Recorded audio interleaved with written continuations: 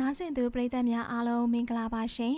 ဒီနေ့မှာတော့စာရေးဆရာမမဆန္ဒရေးသားထားတဲ့အမေစီကဘတ်ကျိုးဆိုတဲ့ဝတ္ထုတိုလေးကိုတင်ဆက်ပေးသွားပါမယ်စာအုပ်စာပေကောင်းတွေနဲ့ဖြစ်ရမှန်ဇာတ်လမ်းကောင်းတွေကိုနားဆင်ခြင်းရင်တော့နေ့ရဲ့ channel လေးကို subscribe လုပ်ပေးခဲ့ကြပါအောင်ရှင်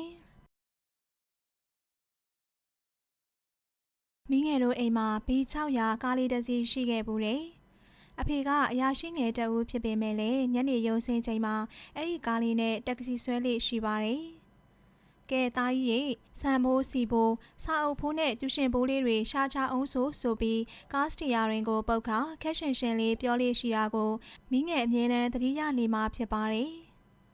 အဖေရဲ့လာကအမေရဲ့မိဖို့ကြောင့်ဈေးကိုတော့ရိုင်းတိရိုင်းတိုင်းနဲ့ထမ်းနေရတော့မိငယ်တို့မောင်နှမလေးဦးရဲ့ပညာသင်ဈေးကိုအဖေကားလေးကအများဆုံးထမ်းရွက်တဲပိုးပေးခဲ့ရတာပါဒါကြောင့်မလို့လဲအဖေကသူ့ကားကိုကားလို့မခေါ်ပဲသားလို့သာခေါ်ခဲ့တာဖြစ်မယ်လို့ထင်ပါတယ်ကိုလန်းနဲ့ကိုငယ်တို့ကလည်းအဖေလီကိုလိုက်ကကားကလေးကိုရေးဆေးကြတဲ့အခါတိုင်းလာဟိငါတို့အကိုကြီးကိုရေးလေးမိုးလေးတန့်စင်ပေးကြအောင်ဆိုပြီးပြောလို့ရှိတာကိုပြန်တွေးမိရင်တော့ပြုံးပျော်ရွှင်စရာကောင်းလာပါတယ်ငါသားသမီး4ယောက်လုံးကိုအဖေကပညာအမွေအပြည့်ပေးခြင်းနဲ့ပညာသင်စရိတ်ဘလောက်ကြီးအဖေရအောင်ရှာမယ်အဖေကမကြာခဏပြောတတ်ပါတယ်အဖေရဲ့အရေးအောင်မှာမိငယ်နဲ့အကို3ယောက်စလုံးမကြောက်မကြနေခဲ့ကြရတာဟာအကိုကြီးတက္ကသိုလ်တတိယနှစ်ရောက်တဲ့အထိဖြစ်ပါတယ်မိငယ်73နှစ်ပြည့်ပြီးတလခန့်ရှိတဲ့အခါအဖေဆေးရုံတက်လိုက်ရတယ်မျက်လုံးတွေဝါပြီးစီးတွေလည်းဝါလာတာကြောင့်ဖြစ်ပါတယ်အဖေပင်မမခံနိုင်တော့ပဲတဖြည်းဖြည်းညှိုးလျပြီးမောလာတတ်ပါတယ်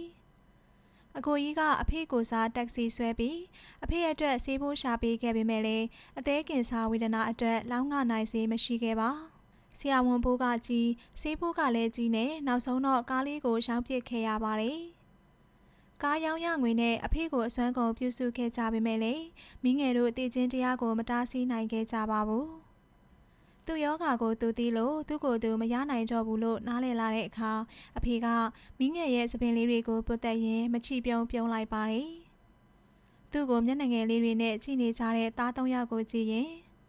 မင်းတို့ယောက်ျားမဟုတ်လားဒီမျက်နှာထားကိုပြင်လိုက်စမ်းအဖေမရှိရင်အမေစကားကိုနားထောင်အမေကိုကူချဆိုပြီးခက်တင်းတင်းပြောလာပါတယ်အမေကလည်းသား3ယောက်နဲ့ရှင်လျက်ရရင်အဖေကိုတက်တက်လေးပြုံးပြလိုက်ပါတယ်အဲဒီနောက်ဘသူအတွက်မှဘာအတွက်မှနောက်ဆံမတင်ပါနဲ့အကို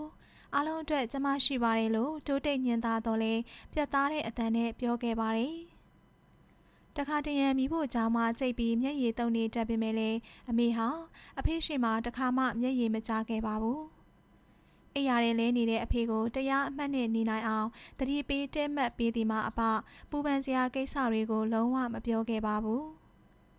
အဖေရဲ့အာတုပါမှာလေအမေကတွတ်ထွသောမိန်းမတွေလိုကိုဟိုတင်းရေကိုအဝါရေကျမဘလို့နေခဲ့ရမလဲလို့မအော်မဟစ်ခဲ့တာကိုမိငယ်သတိထားမိပါတယ်အဖေမျက်နှာကိုနောက်ဆုံးအနေနဲ့စိုက်ကြည့်ရင်မျက်ရည်တွေကျနေပေမဲ့လည်းအန်ကိုတင်းတင်းကြိတ်ထားပါတယ်တဲတဲထန်ထန်ငိုကြွေးနေတဲ့မိငယ်ကိုဖတ်ပွေထားရင်အမေရှိပါသေးတဲ့သမီးရဲ့လို့ကြေကွဲစွာပြောနေခဲ့တာကိုမိငယ်ဘဲသောအခါမှမေ့နိုင်တော့မှမဟုတ်ချေထိုနေ့ကမိပြတ်တယ်ဖျောင်းနိုင်မီမေမေလေးအောင်မှာရိန်းထိုးလှုပ်ရှားနေတဲ့အရှိတ်တွေကိုကြည့်ရင်မိငယ်တို့အားလုံးအဖေကိုတတိယနေမိကြပါတယ်အဖေဆုံးသွားတာ10ရက်ခန့်သာရှိသေးတာမို့အဖေရဲ့အငွေသက်တွေကအိမ်ထဲမှာနှွေးထွေးနေစေဖြစ်ပါတယ်အင်ကပြင်းဖက်နှက်ချွတ်အောင်မှာပစင်းရင်ခွဲလေးတွေကဆူဆူရှာရှာအော်မြည်နေကြပါတယ်3-4အိမ်ကျော်ကဥဖို့ထွေးကတော့ရေချိန်ကိုက်နေပြီမို့စိတ်ညစ်လို့အရက်ကိုတောက်တယ်အရက်တောက်တော့အေးစိတ်ပူညစ်တယ်လို့ရှာလီအာလီနဲ့တချင်းဆုံနေပြီဖြစ်ပါတယ်အဲ့လိုအချိန်မျိုးမှာတော့အဖေကအကိုတို့ကိုအရက်သေးစားမတောက်စားဖို့ပုံတူပတ်စာလေးတွေပြောပြီးဆုံးမတတ်တာကိုအားလုံးသတိရနေကြစဉ်အမေတော့သားတို့သမီးတို့စီကအကူကြီးတောင်းရအောင်မယ်လို့ခက်တူတူပြောလိုက်ပါတယ်အမေလက်ထဲမှာငွေ1000ခွဲလောက်ကျန်နေအဲ့ဒါအမေအိမ်ဆိုင်လေးထွက်ချင်တယ်ကွယ်ဆန်စီစားငရုတ်ကြက်သွန်စနွင်းကအစားပေါ့အိမ်ရှိဖက်နဲ့ချွတ်မှာပဲအဖီလေးထက်ချလိုက်ရင်ရောင်းလို့ဖြစ်မှာပါပထမတော့တက်နိုင်သမျှပဲတင်တာပေါ့နောက်တော့လဲချဲ့တာပေါ့ကွယ်အမေကဈေးရောက်မလို့လားအကိုကြီးကမေးတော့အမေကပြုံးရင်းကောင်းငိမ့်ပြတယ်ဈေးရောက်လိုက်အဝတ်လျှော်လိုက်ထမင်းချက်လိုက်ဟင်းချက်လိုက်နဲ့နေကင်းတိုင်ကြရင်အမေခမနည်းနည်းမှနားရတော့မယ်မထင် နေကင်းချရင်အမေတယောက်တည်းဒါကြောင့်မလို့သားတို့ကူညီလိုတာပေါ့တနေ့လုံးကျောင်းကနေနေတဝက်ကျောင်းပြောင်းတက်လာရင်အမေလည်းချက်ဖို့ပြုတ်ဖို့အချိန်ရတာပေါ့တယောက်ယောက်အကူခေါ်ရင်ရောအမေတငယ်ချင်းတွေနဲ့မခွဲချင်တဲ့ကိုလက်ကစင်ကြီးတက်လိုက်ပါတယ်အကြီးတန်းရောက်ခါမှကျောင်းတင်မပြောင်းခြင်းလူသစ်တွေနဲ့လည်းမပေါင်းချင်တာကြောင့်ဖြစ်ပါတယ်တယောက်အကူခေါ်ရင်အဲ့ဒီတယောက်အတွက်စားချိတ်ကတိုးလာမှာပေါ့သားရဲ့နောက်ပြီးစိုင်းထိုင်ခိုင်းဖို့ဆိုတာငွေရေးကြီးလည်းစိတ်ချရအောင်မှဖြစ်မှာအမေတို့တယောက်ချင်းအတွက်အဆင်မပြေတာလေးတွေနစ်နာလာလေးတွေတော့ရှိမှာပဲအဲ့ဒါကိုတော့တီးခံရမယ်လေအရင်တုန်းကအမေတို့အားလုံးကအဖေရဲ့အရေးအောက်မှာအေးချမ်းချမ်းနေခဲ့ကြတာမဟုတ်လားအခုကျတော့အချိန်နေပြောင်းသွားပြီအမေလည်းတက်နိုင်သမျှတော့စူးစမ်းမှာပါဒါပေမဲ့သားတို့သမီးတို့ရဲ့အကူအညီလဲလိုတယ်လေအမေကညင်သားစွာပြောတော့ကိုလက်ကအမေလက်မောင်းကိုဖက်ကအပြစ်ရှိသူလို့ရှင်းလိုက်ပါတယ်သားကူမပါအမေရကြည့်နေအပြက်ကိုကူပြမယ်ကူလုံးလို့အမေအံ့ဩစေရမယ်ပီတီလိုင်းတစ်ပုတ်အောက်မှာအမေခင်ဗျာမလူးတာမလွန်တာနစ်မြုပ်နေစေရမယ်လေကြီးလေကျဲပြောလွန်သောကိုလက်ကြောင့်မိငယ်တို့အားလုံးရှယ်မိလိုက်ကြပါတယ်အဖေဆုံးပြီးတဲ့နောက်ပိုင်းပထမဆုံးအကြိမ်ရေချခြင်းလေးဖြစ်ပါတယ်သားလဲတက္ကစီမောင်းရမလားစဉ်းစားနေတဲ့အမေအဖေယုံကဦးလေးဦးလာမောင်ကသားမောင်းမယ်ဆိုရင်စပေါ်မရှိပါဘူးတဲ့ကိုကြီးကပြောလိုက်ပါတယ်အချိန်ပြေတော့မမောင်းပါနဲ့ဦးသားရဲ့ကြောင်းပြေတော့မှာပဲဟာညနေပိုင်းလောက်ပဲအချိန်ပိုင်းနဲ့မောင်းပါလားဒါဆိုရင်ညနေပိုင်းတွေရဲ့စနေတနင်္ဂနွေရဲ့မောင်းမယ်ဆံပိုးနဲ့စီဘိုးတော့ရအောင်ရှာမယ်ကံကောင်းရင်ကိုငယ်မင်းအတွက်ကျူရှင်ဘိုးပါရမှာပေါ့ကိုကြီးကတက်ကြစွာပြောပေမဲ့လည်းကိုငယ်ကကောင်းခါလိုက်ပါတယ်သားကျူရှင်မတက်တော့ဘူးအိမ်မှာပဲချက်တော့မယ်သမီးလည်းမတက်ဘူးအမေကျူရှင်တက်တဲ့သူတွေစီမှာမေးပြီးအိမ်မှာချက်လဲတူတူပါပဲဟုတ်တယ်မင်းတို့နားမလဲတာတွေငါပြပေးမယ်ဟော်ရီကပညာရှိကဝီတုခမိန်ကြီးကအကုံအစင်အစုံအလင်းတွင်တင်ပြသဆုံးမပြီးအဆဆရာရာတော်စန်းကိုလက်တော်စန်းကိုကြီးကကိုလက်ရဲ့ခေါင်းကိုထုလိုက်ပါတယ်ကိုလက်ကရှယ်မောနေရင်ကိုငယ်ရဲ့ပခုံးကိုတွန်းလိုက်တယ်ကိုငယ်ကဟော်ရီမှာအမေလို့အတန်ကျဲကြီးနဲ့အော်ရင်းနဲ့အမေကိုလှမ်းဖက်လိုက်ပါတယ်မိငယ်တို့တွေဒုတိယကြိမ်ရေမောကြရပြန်ပါပြီအဖေဆုံးပြီး6လလောက်နေတော့မိငယ်တို့တွေငိုကြရပြန်နေကိုကြီးခမတက္ကစီဆွဲရင်းကားတိုက်ခံရကညာဘက်6လောက်အယူကျိုးလာတာကြောင့်ဖြစ်ပါတယ်တစ်ဖက်ကားရဲ့အမားလုံးလုံးမို့သူတို့ကကားကိုအကောင်းပတိဖြစ်အောင်ပြင်ပေးပြီးလူကိုလည်းဆေးကုသပေးလို့တော်ပါသေးတယ်ဒါပေမဲ့အမှုချေပြီးနောက်ပိုင်းမှာတော့တိတ်ပြီးအရေးတယူမရှိကြတော့ပါဘူးလူမသေးတာပဲတော်လာပါပြီကွယ်လူထက်တန်ဖိုးရှိတာမရှိပါဘူးအမေကတဖွားဖွားပြောကသူသားကြီးရဲ့အတွက်အင်္ဂလိပ်နီးတရုတ်နီးရောမြန်မာနီးပါမကျန်ကောင်းတယ်ဆိုသမျှအကုန်လုပ်ပေးခဲ့ပါတယ်ကိုကြီးခမလည်း3လခန့်အလုပ်ကိုင်ပြက်ကစာမေးပွဲကိုတော့ဂျိုင်းတောင်းနဲ့သွားဖြေခဲ့ရပါတယ်ထိုကာလအတော်အတွင်းမှာအမေလေပင်က MC ကျိုးလေးလည်းပြုတ်ထွက်သွားခဲ့ပါတယ်ရွှေကျိုးလေးရှောင်းလိုက်ရလို့အမေကအပြုံးမပြတ်ပေမဲ့လည်းကိုကြီးကတော့တိတိတသားမျက်နှာပြတ်ခဲ့ရှာပါတယ်ကျွန်တော်ကြောင့်မတိုးလာတဲ့အပြင်အမေမှရှိတာလေးတောင်လျှော့သွားရတယ်ဗျာလို့တနေ့မှ3-4ခါလောက်ပြောနေတတ်ပါတယ်လျှော့လဲဘာဖြစ်လဲကုန်သေးတာမှမဟုတ်တာသားရဲ့အမေမှရှိပါသေးတယ်လူထက်အဖိုးတန်တာဘာမှမရှိဘူးအမေအတွက်တော့အမေသားသမီးလေးယောက်ကအဖိုးတန်ဆုံးရတနာတွေပဲပေါ့အမေကလည်းအဲ့ဒီလိုပဲပြန်ပြောတတ်ပါတယ်တနေ့မှတော့မန်တင်ကုန်းအန်ဆွဲတွေကဘူးနီလေးတစ်ခုကိုထုတ်ပြပါတယ်အဲ့ဒီထဲမှာတော့အမေရဲ့ပလဲနှကက်နီလာလက်စွပ်နှကွင်းနဲ့ဝင်းပြီးဣနေတဲ့ရွှေဆွဲကြိုးတကုံရှိပါတယ်အရင်တုန်းကတော့အမေဝတ်တာကိုမမြင်ဘူးလို့မိငယ်တို့အံ့ဩနေကြပါတယ်တွေ့လားအဲ့ဒါ3ဘက်သားရှိတယ်တစ်ဘက်ကတစ်ချက်သားထက်6ပြားသာရောပေမဲ့ရောင်းရင်တစ်ချက်သားစီးရတယ်အမေတို့ရဲ့အတွက်အသုံးမလို့သေးလို့တင်ထားတာအခုရွှေဈေးဘယ်လောက်လဲအမေ2000လောက်ထင်ပါရဲ့ဒီလိုဆိုရင်ဒီကျိုးက3ချက်သားဆိုတော့6000ဟေးအမေမှာငွေ6000တောင်ရှိသေးတယ်ဟေးကိုကြီးကကလေးငယ်လေးလိုအော်ပြီးရွှေဆွဲကျိုးလေးကိုမြောက်ကင်လိုက်ကရေမောလိုက်ပါတယ်သူမလုံနိုင်မကိုင်နိုင်သေးတော့လေအမေမှာရွှေရှိသေးတယ်ဆိုတော့အတော်လေးအားတက်ရှင်လန်းသွားတာသိတာလှပါတယ်ရွှေရှိရင်ငွေရှိတာပဲသားရဲ့ဘာပူစရာလို့လဲအခုဆိုရင်ကုန်းစုံဆိုင်လေးကလည်းရောင်းကောင်းလာပြီ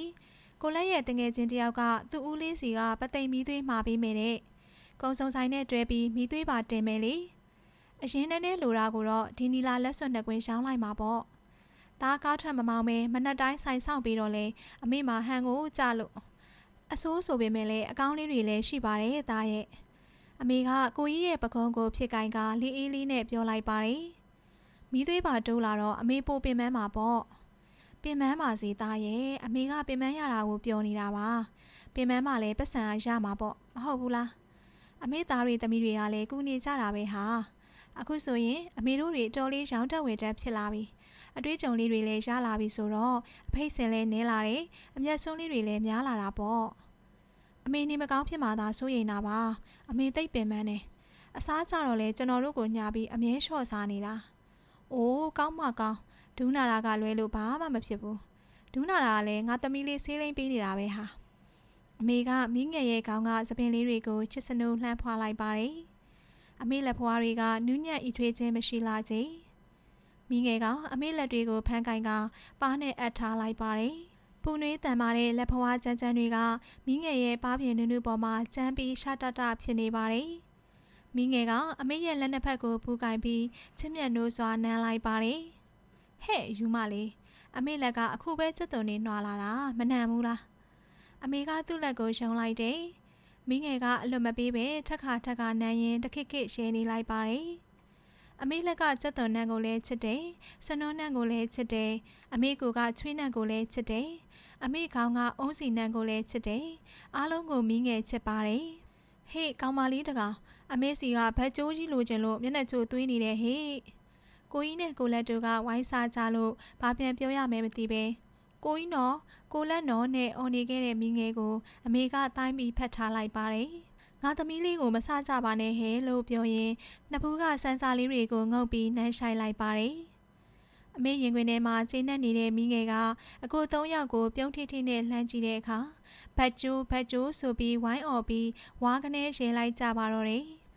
အဖေဆုံးပြီးတစ်နှစ်ခွဲခန့်အချိန်မှာတော့မိငယ်တို့မိသားစုလူလိမ်ခံရပြန်ပါတယ်အဲ့ဒါကတော့ကိုလက်တယောက်တင်မောသားယူနေတာကြောင့်ဖြစ်ပါတယ်တိုင်းဝိုင်းညာလိုင်းပြောတတ်သူတစုကကုမ္ပဏီဖွဲ့ပြီးလူငယ်တွေကိုတင်မောတင်ပေးမယ်လို့အတီပေါင်းနဲ့လိန်ကြတာဖြစ်ပါတယ်ကံကောင်းထောက်မှတာကြောင့်ငွေ9000သာကျွန်းသွားတာဖြစ်တယ်ဒါပေမဲ့လည်းတမိသားစုလုံးချိုးချမ်းစားပြီးချစ်ကုပ်စုထားတဲ့ငွေလေးမို့အားလုံးကနှမျောမဆုံးနိုင်အောင်ဖြစ်ခဲ့ရတယ်တော်သေးတာပေါ့အမေရဲ့သူများတိုင်ပြီးသွားပြီးမှဒုက္ခရောက်နေမှထက်ဆိုင်ရင်ဒီမှာကလေးကတီးလိုက်ရတော့အရန်ကန်ကောင်းတာပေါ့ကိုကြီးကပြောလိုက်ပါတယ်ဟုတ်ပါရဲ့ကွယ်ဖျားကယ်ပြီလို့စောတာမသိရင်ငါသားလေးဒုက္ခအမေကတွေးကြောက်ရင်ကိုလက်ရဲ့လက်မောင်းကိုချစ်ပါအောင်ဆုပ်ထားလိုက်ပါတယ်တော်ပါပြီကွယ်ဘသူတွေဘလို့ချမ်းသာငါသားတွေအားမကြပါနဲ့တော့အမေတို့မိသားစုဒီမှာပဲဥမကွဲတိုင်းမပြက်လောက်ကင်စားတောက်ကြရအောင်နော်အမေကတုံရီစွာပြောလိုက်ပါတယ်နေ့လည်ခင်းအိမ်မက်ကလန့်နိုးလာတဲ့ကိုလက်ကတော့ငိုင်းနေပါတယ်ပြန်မရနိုင်တော့တဲ့ငွေတွေကိုလည်းတွေးပြီးတော့နှမျောနေဟန်ရှိပါတယ်နောက်3-4ရက်ဆိုရင်မိသွေးပိုးတွေပေးရတော့မယ်အမေအတန်ကြာတော့ကိုငယ်ကပြောလိုက်တယ်နောက်ပြီးပသိမ်ပေါ်ဆမ်းမွေးဆန်တွေလည်းတင်မောကလူတွေနဲ့အဆက်ရပြီးကျွန်တော်ဆမ်းပြီးတင်ကြည့်ချင်တယ်ကိုငယ်ကကိုကြီးနဲ့ကိုလက်ထက်ရောင်းဝယ်မှာပို့ပြီးနှက်ဆက်တယ်ဝါသနာလည်းပါတယ်မိတ်ဆွေတွေလည်းပေါ်များတယ်အပြောလဲချိုတယ်မိငယ်ကတော့ကိုငယ်ကိုငေးကြည့်နေရင်နဲ့ဒါဆိုရင်အရင်လိုအောင်မှာပဲလို့တွေးရင်အမေဘတ်ကျိုးကိုတတိယလိုက်မိပါတယ်အရင်ကတော့တိတ်မလိုပါဘူးအမေရဲ့ပစ္စည်းရောင်းပြီးမှငွေပေးရမှာလောလောဆယ်မိသွေးဖို့တော့ကိုကြီးမိတ်ဆွေတွေစီကခဏလောက်လှည့်ပေးပါလားကိုငယ်ကသူ့ဟာသူပဲအဖြေရသွားတယ်မိငယ်ကဒါဆိုရင်အမေဘတ်ကျိုးမရောင်းရသေးဘူးပေါ့လို့တွေးရင်မတိမသားတက်ပြင်းချလိုက်ပါတယ်ဘာပဲပြောအမေမှာရွှေ3ဘတ်သားရှိနေခြင်းအတွက်သူတို့အားလုံးအားတက်နေကြရပါတယ်အခုဆိုရင်ရွှေဈေးတက်လာပြီ3000ဈေးလို့ပြောတန်ကြတယ်3000ဆိုတော့အမေစီမှာ9000ရှိရပေါ့အရေးချောင်းရယ်ဆိုရင်ငွေ9000ရှိနေတာဆိုတော့မစိုးလာပါဘူးမိငယ်ကအမေရဲ့အတွက်တောင်တန်ကြီးသွေးရင်စဉ်းစားလိုက်ပါတယ်အကိုတွေကလည်းတခုခုဆိုရင်အမေဘတ်ကျိုးရှိသားပဲကွာလို့ပြောလို့ရှိတာကိုသတိရလိုက်ပါတယ်အမေဘတ်ကျိုးကသူတို့အားလုံးအတွက်အားစေးဖြစ်နေတာကိုတွေးမိပြီးမိငယ်တယောက်တည်းပြုံးလိုက်မိပါတယ်အမေရေမိုးချိုးပြီးတော့အမေတကူလုံးကိုတောင်တန်ကြီးဝါဝါတွေပြစ်နှစ်နေအောင်လိမ့်ပေးရင်အမေဆွဲကြိုးကြီးကိုဘာလို့တင်ထားတာလဲဆွဲထားပါလားအမေရဲ့လို့ပြောလိုက်မိပါတယ်အမေကပြုံးရရင်နဲ့ဆွဲကြင်ပါဦးအရေးเจ้าရှိရင်300အောင်သာတင်ထားတာပါလို့ပြောလိုက်ပါတယ်မိငယ်က သမီးကြီးလာမှအဲ့ဒီထက်ကြီးတဲ့ရွှေဆွဲကြိုးကြီးလုပ်ပြီးအမေကိုဆွဲခိုင်းမယ်လို့ပြောတော့အမေကသဘောတွေကြားပြီးရဲလို့မဆုံးနိုင်လာအောင်ပါပဲကိုကြီးတို့ကလည်းဒီကောင်မလေးအမေကိုဘာကန့်ညာနေတာလဲဘတ်ကျိုးနော်ဘတ်ကျိုးလို့ပြောပြီးရင်းနေကြပြန်มาတော့တယ်ရှင်းနှစ်ဆိုတော့အချိန်ဟာအလွန်လျင်မြန်စွာကုန်လွန်သွားခဲ့ပါပြီ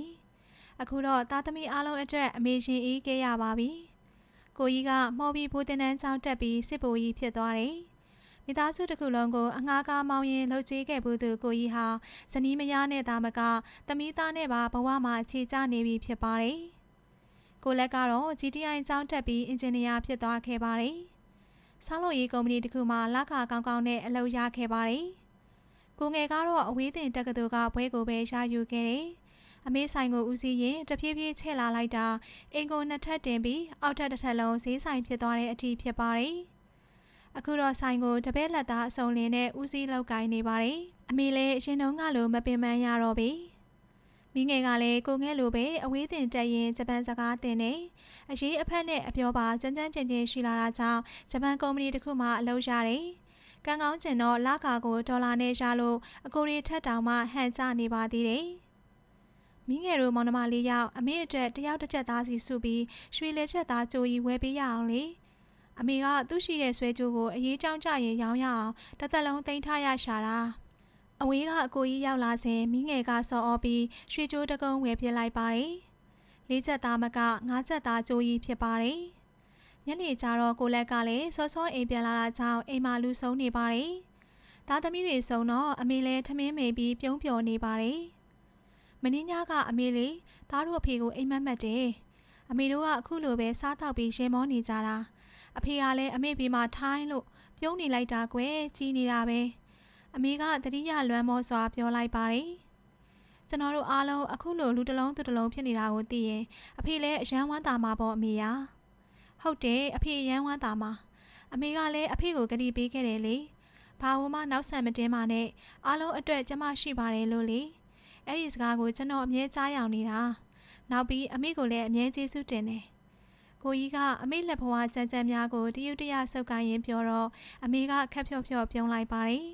အမေကအမေတယောက်ရဲ့အလုပ်ကိုပဲလုပ်ခဲ့တာပါဘာမှမထူးဆန်းပါဘူးသားရဲ့အဲ့ဒီအမေတယောက်ရဲ့အလုပ်ဆိုတာဘလောက်အနစ်နာခံရပင်ပန်းခံရလဲဆိုတာကျွန်တော်တို့သိတယ်လေအဖေဆုံးပြီးတဲ့နောက်ပိုင်းမှာအမေရမ်းပင်ပန်းခဲ့ရတာပဲအမေပင်ပန်းတယ်လို့သားတို့သမီးတို့လည်းပင်ပန်းကြရတာပဲလေသားတွေသမီးတွေလိမ်မာလို့သာဒီလိုဖြစ်လာတာပါအမေကတော့လိမ်မာတဲ့သားသမီးတွေရဲ့အမေဖြစ်ရတာအကျဉ်းနဲ့ဆုံးပါပဲကွယ်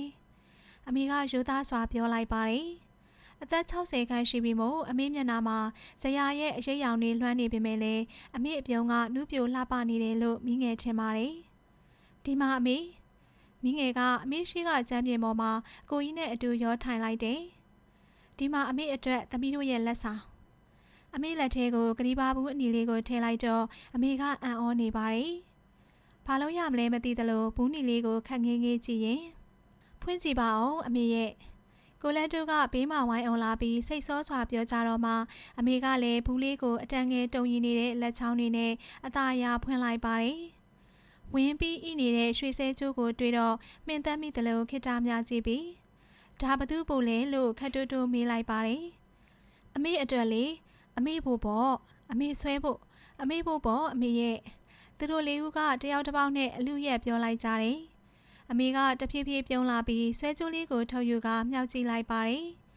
လှလိုက်တာလို့တူတူလေးပြောပါတယ်အမေရဲ့မျက်နှာမှာဝမ်းသာခြင်းကြည်နူးခြင်း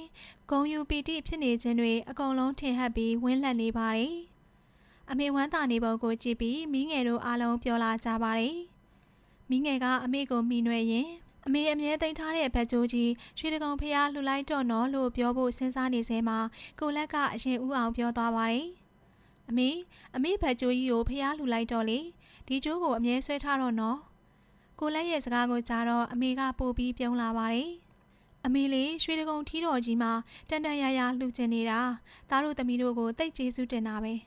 လှူလိုက်တော့လေအမေရဲ့အမေသိမ်းထားတဲ့ဘက်ကျိုးကြီးလှူလိုက်တော့လေမိငယ်ကရှာကလုံးတိုက်လာအောင်အလုံးတကြီးပြောတော့အမေကပြုံးပျော်ကြည်နူးစွာရှဲမောလိုက်ပါတယ်လှူရမယ်သမီးရဲ့ဘက်ကျိုးကိုမဟုတ်ဘူးဒီကျိုးကိုလှူမှာ